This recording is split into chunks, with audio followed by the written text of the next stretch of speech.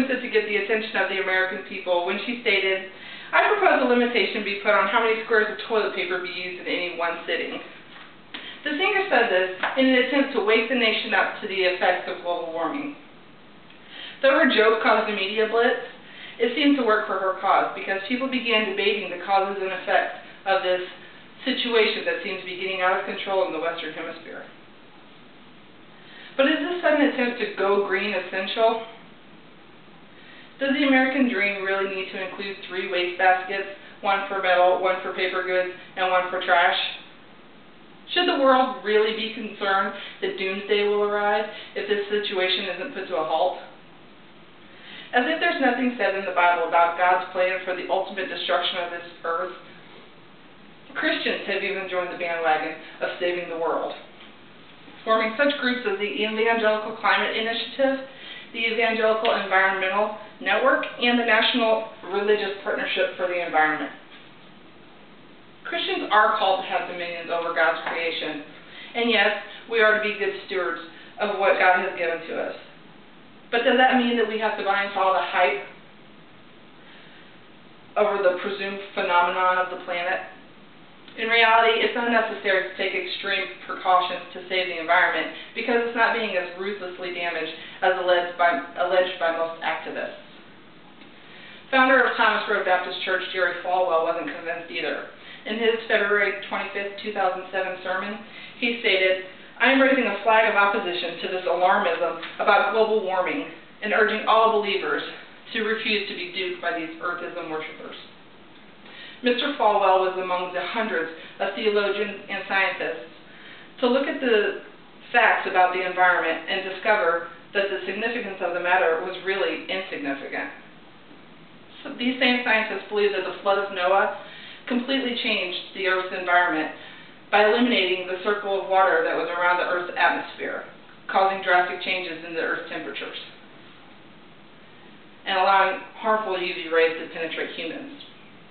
After this flood, an ice age occurred, accounting for much of the freezing of what is now considered the polar ice caps. Eventually, the temperature stabilized, and man adapted to his new environment. Comparable situations have been known to come about throughout time. According to the National Academy of Sciences, there was a medieval warming period between 900 and 1300 AD, which led to a mini ice age between 1500 and 1850 AD. During this mini ice age, there was a great deal of volcanic eruptions that caused less penetration of sunlight to the Earth, leading to extreme cold temperatures. Once the volcanic activity ceased, the Earth's temperatures began to rise again, which contributes to what is now the rise in average temperature that people think is global warming. In reality, the Earth's temperature fluctuating is just a secular pattern that seems to repeat itself throughout history. Creation scientists from the Answers in Genesis Foundation are also on board with the questionability of whether global warming is a man-made phenomenon or whether there are other factors to blame.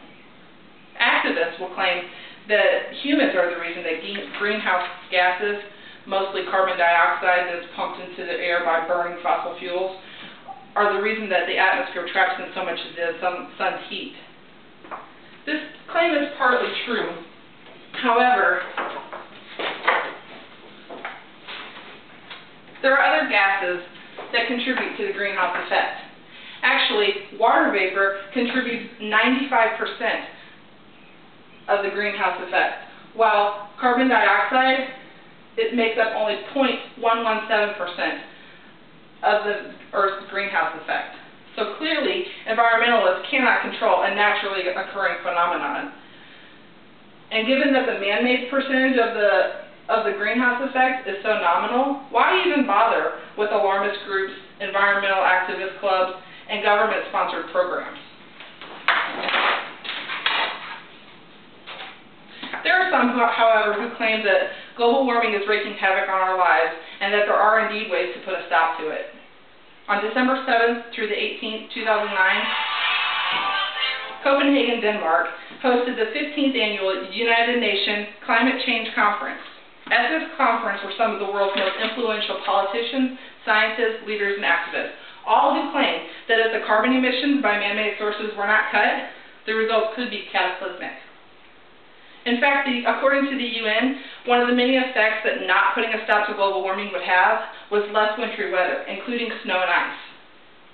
Well, isn't it ironic that on December 17, 2009, during the Copenhagen conference, over 4 inches of snowfall fell in Denmark? Christian Weinberg of Bloomberg News reported that Denmark hadn't had a white Christmas in over 14 years prior to that. Another interesting irony for the conference is the fact that the travels, heat, printers, faxes, transportation, and other factors of the conference produced over 46,200 tons of carbon dioxide. So much for cutting emissions there. Unless the environmental activists can come up with some stone-cold facts about just why taking extreme precautions to protect the environment is going to help slow the decay of the earth, what is the point? Shouldn't the Christians of the world be more concerned with saving the souls of the lost? After all, there will be a day when this earth is wiped out and a new one will come, when all of the born-again Christians can breathe in the clean air of a holy God.